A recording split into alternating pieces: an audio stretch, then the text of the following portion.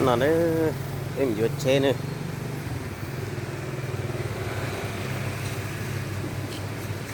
cho tụi con nó cái tụi con nó mình vừa được chế đấy thế khoảng cái rút chắc khuôn đấy nữa mình đỡ chế đàn nữa em vừa chế đỡ chế đàn nữa mua ok ok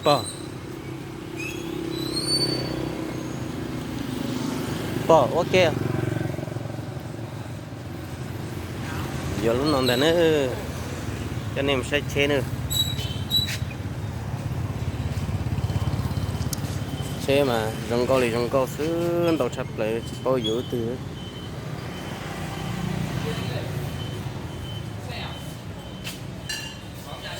vâng cho một con à? Vâng anh ngồi đấy, Toàn tức gọi anh Toàn đấy. Định 5 luôn không anh chưa? lăn luôn chứ và anh Toàn rồi Anh cứ ngồi nước nhá. Vâng. Anh quen ngồi nước nhá. Vâng. Em 8 giờ nó còn xe.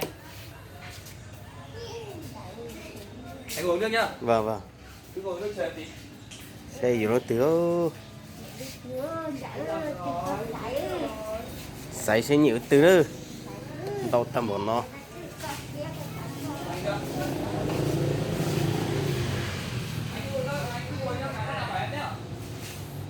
dạ giờ hua lúa ở nó anh chạy cho nó không có thế cho nó chỉ mua cho vành yeah. Chỉ mua cho vành rồi hua lúa xảy sẽ nó tốt tròn nó nè sẽ nhiều từ chỉ khẩu đỡ sinh ra nữa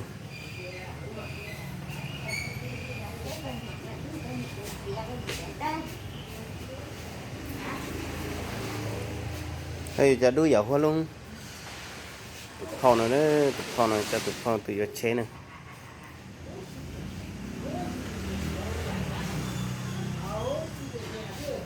từ xe sai sinh ra nữa tôi tròn nó này đuôi dạo đã đây rồi cái gì cho đuôi thế cái chuyện gì cho anh chúa à vâng không có màu xanh rồi có bao nhiêu cho anh chúa này sai cho anh chúa có bao nhiêu Chờ tí nhá. vâng Một xe giống của anh quá. dạ Giống của anh quá. vâng Chờ em tí nhá. vâng chúa trong cái giờ luôn được coi chắc có nhiều cho đu cho anh chúa anh gì là mới lú tuổi sai xe có nhiều cho đu nữa là cho anh chúa nào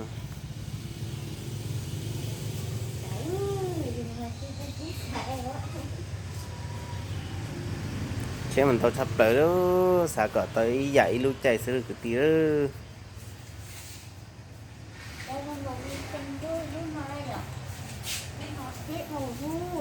dạng người ta chắc coi tới chỉ phỉ giả kia phỉ mà chân chúa thế chả đu chả đơ pe giả nó chả lia nó lia sẽ phần nhẹ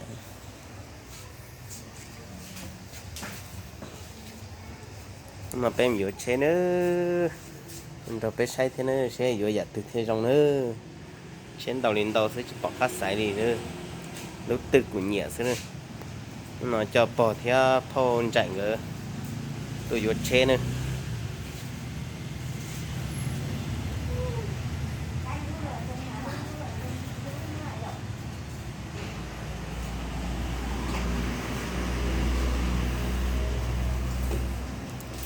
xa tìa vừa giặt non nữa tìa sẽ vừa giặt từ nữa vừa giặt luôn non nữa xa nè chỉ mà chỉ bôi cho tìa vừa cho đu rồi cho lia là chân chúa sẽ chỉ tụt phong nhẹ dạ từ chỉ vừa nhận tới nữa là cho nó mà ô này vừa trong thôi lại họ chỉ vừa thế rồi cho nó này vừa trong hành nữa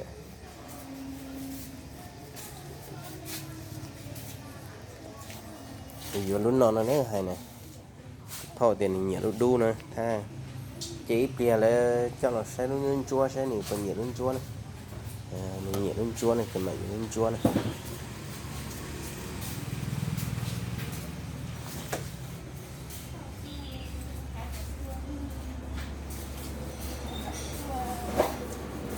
chai luôn chúa có sai sẽ có phần nhẹ này Đấy, có chỉ nhẹ này thì mà vô đu đu nữa.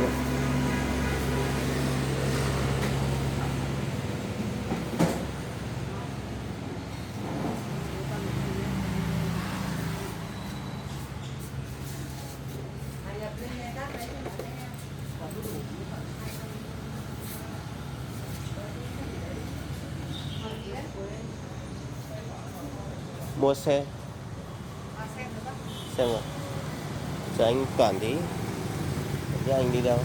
Hả? Chờ anh Toản tí. Đang vào kho lấy đó. Vâng.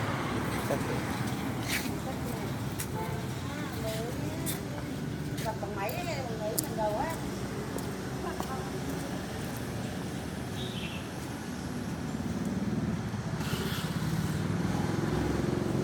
Xe nó ít tiền, vô đó từ này chỉ có mà đi chọn đó nên sai nữa.